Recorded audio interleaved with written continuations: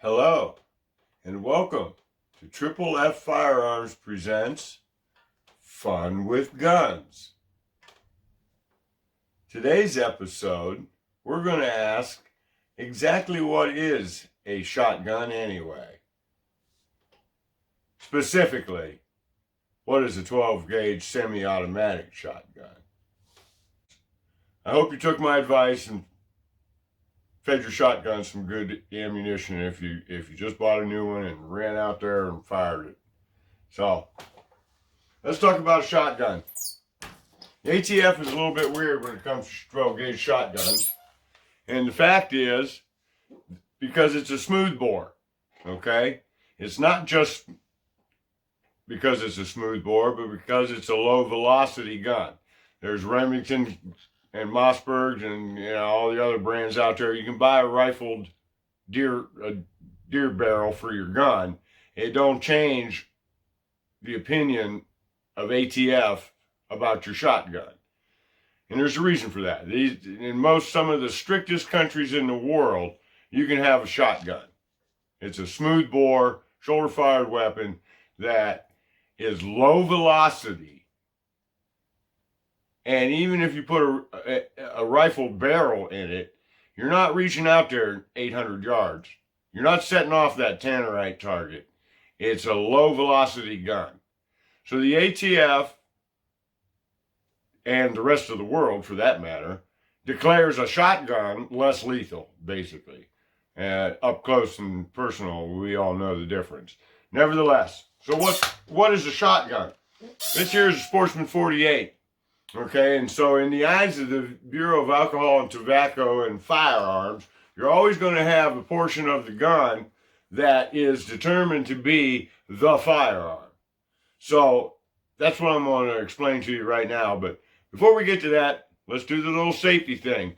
Listen, anytime somebody hands you a firearm, it is up to you.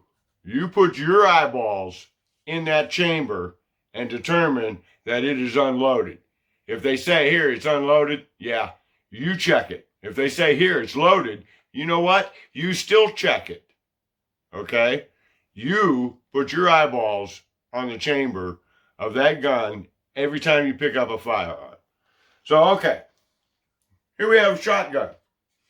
It's a Sportsman 48. I wanted to bring this one up specifically because the semi-automatic shotgun was basically invented by John Browning, the Auto 5. He used what is called a long stroke ejection system, and this Sportsman 48 is got a very similar system. And what that does is the barrel moves. I'm going to try and show you. The barrel moves during ejection. Okay? See that coming back in there? Anyhow, there's no piston in this gun. It's what they call a long stroke ejection. Now, this is my gun. I got this when I was 18 years old. I can attest to the fact that there's been thousands of rounds through this gun. And this gun eats anything that I put in it. Any round that I put in it. We talked about ammunition in the last one, but there's a difference in the gas systems between the two guns, and there's also a difference in the magazine feeding. Remember now, this has got a really cool, nice little lever that when the round comes out of this tube, that lever just lifts it up and presents it to the barrel, sweet as can be, and the bolt slams it home. That's great. Well, what we're doing is we're trying to come up into a magazine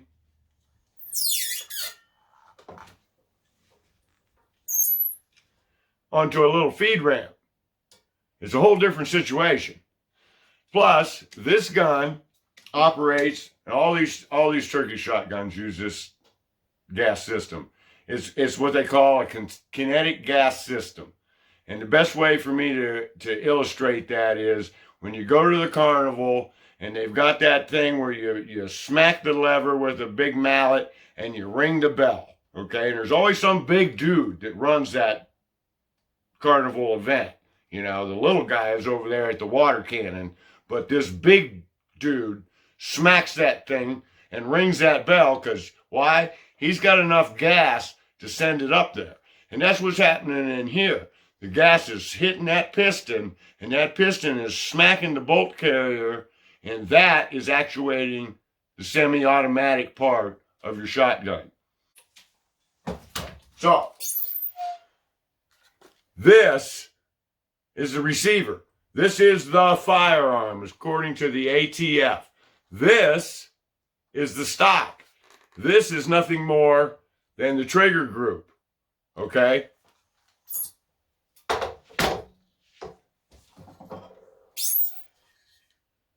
This is the firearm.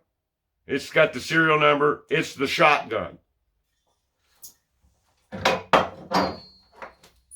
Trigger group, okay?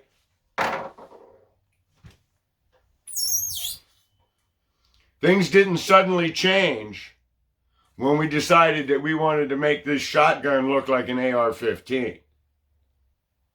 The ATF definition of what is a 12 gauge didn't just suddenly change.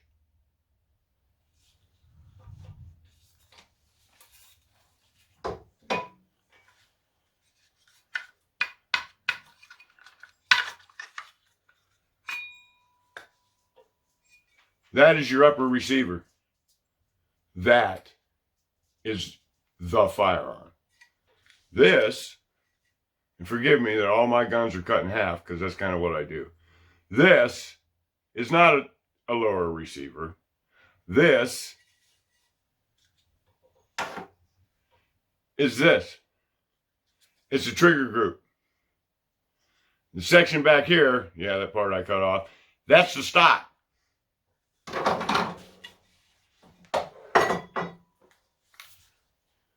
The stock.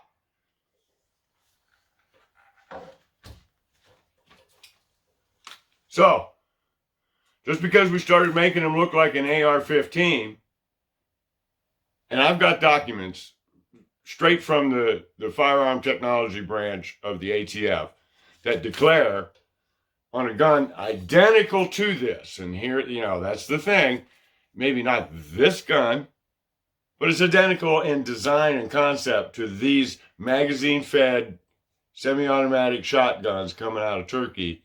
This upper receiver is the firearm. All this back here is stock. This is your trigger group, okay? So, Panzer's kind of making, in their particular case, a lot of the other ones have got it right. They're putting their serial number on the upper receiver because that's what the ATF says is the firearm. Panzer's putting it on the lower receiver. They're making a mistake.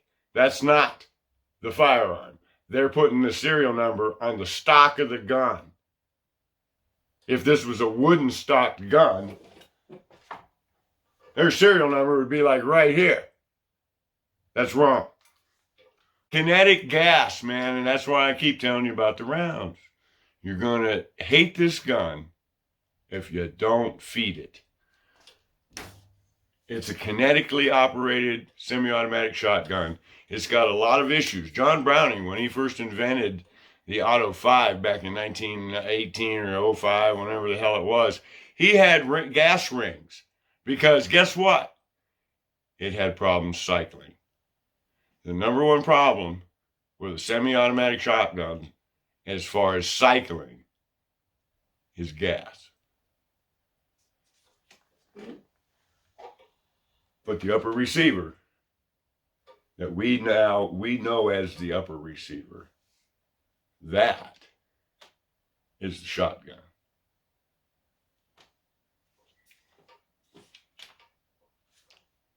That's all I got to say about that.